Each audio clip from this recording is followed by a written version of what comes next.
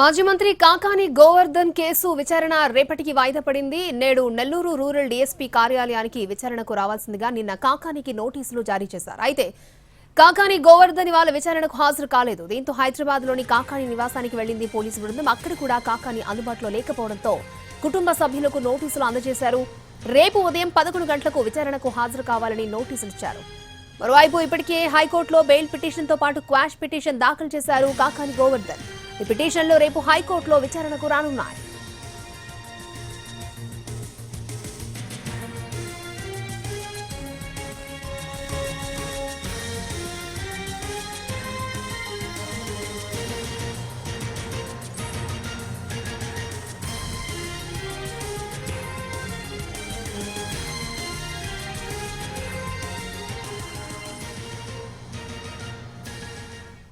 మాజీ మంత్రి కాకాని గోవర్ధన్ కేసు విచారణ రేపటికి వాయిదా పడింది. నేడు నెల్లూరు రూరల్ డీఎస్పీ కార్యాలయానికి విచారణకు రావాల్సిందిగా నిన్న కాకానికి నోటీసులు ఇచ్చారు. అయితే ఆయన ఇవాళ విచారణకు హాజరు కాలేదు. రైట్, ఇదే అంశానికి సంబంధించి మరిన్ని అప్డేట్స్ మా ప్రతినిధి అమర్ మనకు అందిస్తారు.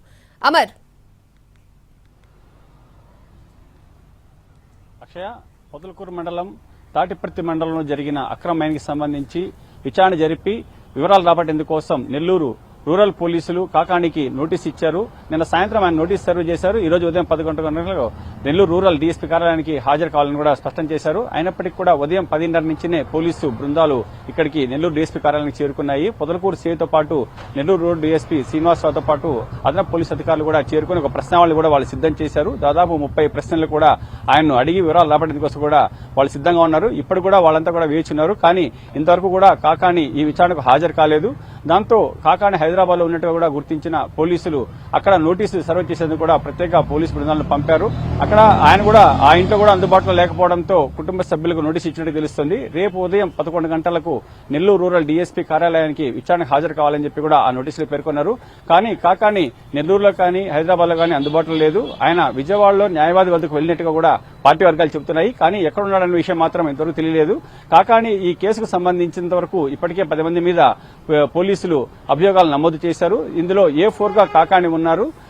ఇక ఈ కేసు సంబంధించి కాకాని ఇప్పటికే హైకోర్టులో క్వాష్ పిటిషన్ తో పాటు బెయిల్ పిటిషన్ కూడా దాఖలు చేశారు.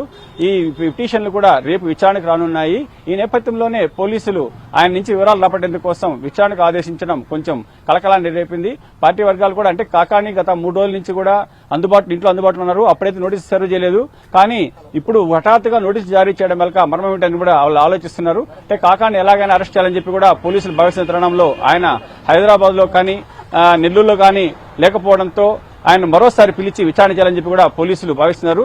మనం గమనిస్తున్నాం నెల్లూరు రూరల్ డీఎస్పీ కూడా కార్యాలయం నుంచి కూడా ఆయన బయలుదేరి వెళుతున్నారు. అంటే ఇంతసేపు కూడా విచారణ కోసం కాకాని వస్తారని చెప్పి కూడా ఎదురు చూశారు అధికారులు. కానీ ఆయన రాకపోవడంతో కూడా వాళ్ళు వెనుదిరుతున్నారు. రేపు ఉదయం 11 గంటలకు గన కాకాని విచారణ గన హాజరు కాకపోతే తదుపరి చట్టపరంగా తాము చర్యలు తీసుకుంటామని చెప్పి కూడా ఉన్నతాధికారులు చెబుతున్నారు.